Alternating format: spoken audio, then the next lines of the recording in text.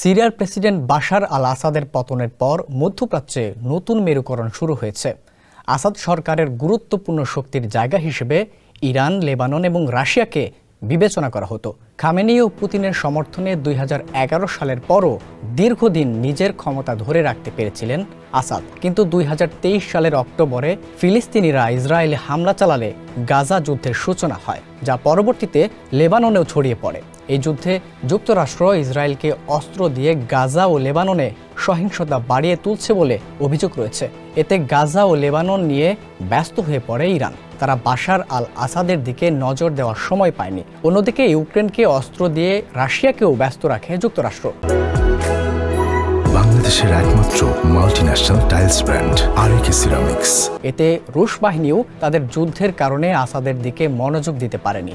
এই সুযোগে আসাদ সরকার পতন হয়ে যায়। আসাদের পতনের কারণে একদিকে ইরান ও লেবাননের সমন্বয় বড় ধাক্কা খেয়েছে, অন্যদিকে সিরিয়ায় রুশ বাহিনীর ব্যর্থতা ফুটে উঠেছে।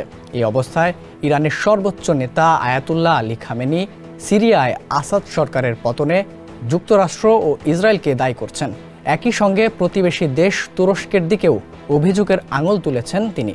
খামেনি বলেন, সিরিয়ায় যা ঘটেছে তা যুক্তরাষ্ট্র ও ইসরায়েলের যৌথ পরিকল্পনার ফল। তুরস্কের দিকে ইঙ্গিত করে ইরানের সর্বোচ্চ নেতা বলেন, সিরিয়ার একটি প্রতিবেশী সরকার স্পষ্টতই ভূমিকা রেখেছে, এখনও রাখছে।